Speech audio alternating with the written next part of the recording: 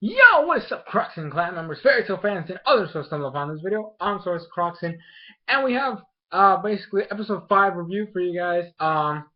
As always, link to the episode is down in the description. You guys go check it out if you haven't watched it yet. I suggest that the first video player you don't use it because it gave me a lot of trouble. In fact, I was so frustrated that I just didn't watch it on there anymore. But anyways, so today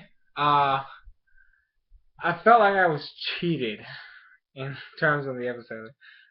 Because for the most part, like the beginning was literally just like the end of the last episode, which showing Gray, winning, and then them talking about him winning, and then Sabretooth stuff like it was like a flashback kind of thing, um,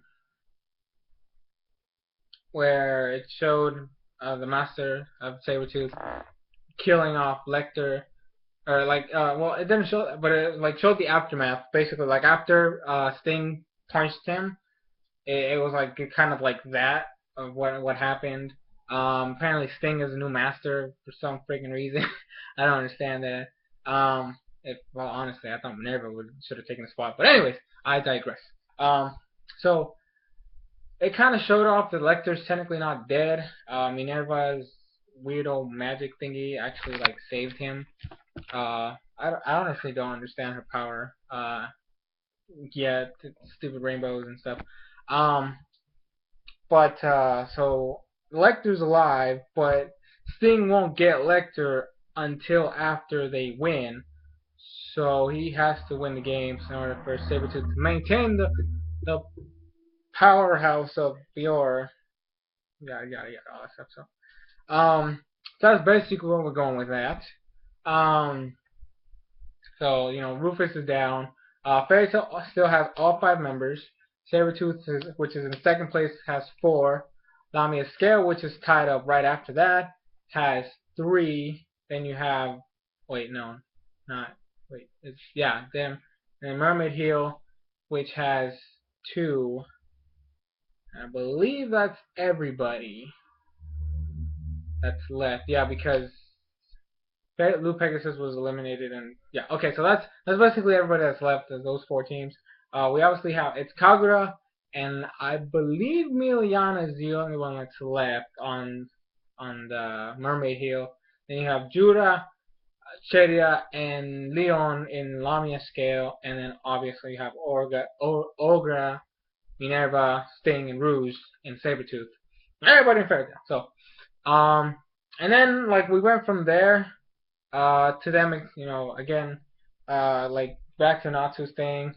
Natsu's passed out because he's hungry. They still haven't found a way out, and then this thing happens, and they feel wind, so they find a crevice, and so they go in, and the night guy, he was actually there, passed out on the ground, and they go check on him, and they did the whole like he's like run, and they showed like a shadowy figure behind them, and then but like the weird thing is like because then that's when the intermission came up, and then after the intermission they were like they were all grouped up when they got to him, yet they showed them like evenly like distributed like on both sides, and like Wendy's trying to heal him, and then they show the guy again saying something, and you're like, what the heck? Um, but anyways, so he comes out and he actually does an attack with his fist, which is actually he uses acid, which I was like, dang, that's pretty deadly, deadly magic you out there, buddy. And then so they all like get out of the way, on time. And this other weird guy comes out and he pulls a flag out of the ground and he like creates this gust of wind or whatever, and they go flying off. And they were like, "Who are you guys?" And then like he's like, "I told you you should have left," and all this stuff. And then I actually don't know how to pronounce their name, um, but they're a weird bunch. If I do say so myself. But they're all basically assassins. They're kind of like if anybody watches Naruto, they're kind of like the Anbu kind of thing. Like they're secretive, and they work in the shadows, um, for the kingdom.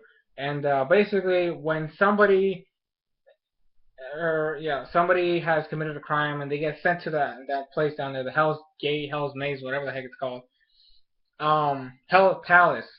That's what it is, Hell Palace. The reason why they can never get out is because it's a group of five. It's five people, and I really don't know. It's something knights. Um, and then basically they're sent to kill these people. So basically they're like the executioners kind of thing. But since they work in shadows, that's why I said Ambu Black Ops, because they're assassination. They assassinate, they kill people. That's their job. That's what they have to do, and nobody can know about it. But anyways, so there's this guy with has like, I think they're sights. He's like the leader. Then you have this chick that uses like confetti paper. Weird, I know. Then you have this chick who controls plants. Then the guy with acid, and I still don't understand what the heck the other dude has. Um, but so there's basically gonna be like a fight going on, and then it's like the girl with the confetti, and then the chick with the flowers and the plants. They say they're gonna fight first, and so Natsu's like, okay, 2 on, I could do this, and so it's gonna be Natsu versus them, but he gets kind of countered, and then Wendy jumps in, and then it's Wendy and Natsu versus these two, and I'm like, okay, so we got some Dragon Slayer going on, some Dragon Slayer tag team going on. Lucy and Yukino can't do jack because they don't have their keys. They have to like leave with the night guy, and then Mira Jane and Panther Lily actually transforms into his bigger for himself, and he gets his little sword, and I'm like, yes. Happy and Charlie obviously can't do jack because they can't really transform. So basically they have to like stay back, and so Mira Jane and Panther Lily can't do anything yet because it's a 2-on-2 and they're fighting. And I gotta admit, the combinations Natsu and Wendy were doing were great. They were functioning well. But it seems like the other people like they were one step ahead. Mainly, I mean, it's not like they were doing a lot against them. It's just that they were able to counter their attacks. Well, not necessarily counter, but more like block to where their Natsu's and Wendy's attacks were being ineffective. And they actually get caught with the flower thingies, and Natsu and again Natsu and Wendy, they're working so well, so it's like you better move, and so Natsu fires at the thing that's holding Wendy. It's like these vine things, and then they break, and she like spins around, and then she uses an attack towards the ones that are holding Natsu, and then they are able to split up, and then basically they're free. And I gotta admit, like I said, the fighting with both of them was amazing. And everybody's like talking, like all the fairy tale people and Yukino, they're like, oh yes, they can do this. And then so they start gaining ground, and then they do this weirdo combo, and then the two other people, like the guy with the acid and the other weird guy with the flag thing, I still don't understand what the heck that thing does, but they jump in, and then Mira Jane and Panther Lily jump in, and then like Panther Lily actually blocks the acid thing with his sword and actually bounces off and hits the ground. And they're like, I thought you said it was gonna be a 2-on-2. Excuse me. And they're like, we never promised anything. So I'm like, oh, strip faces. And so now like it ended in the most excuse me, effed up way. I'm not even gonna lie. Because the thing that happened is that Wendy was kind of trapped in like, I don't understand the confetti girls thing. But it's like this weirdo, like I guess it's like a mix, like whatever color confetti is, it'll be a different one. Like for example, the red one was fire, the yellow one was like light, and then like the white one was ice, and then there's a silver one, which I'm guessing is like glass or something, because Wendy blew it, like it was reflecting Wendy, And so she decides to blow it off, and then there was like this big old plant below her, and she's like, "When the heck did that get here?" And actually eats her. And I'm like, "Whoa, that was crazy." I was like, "What?"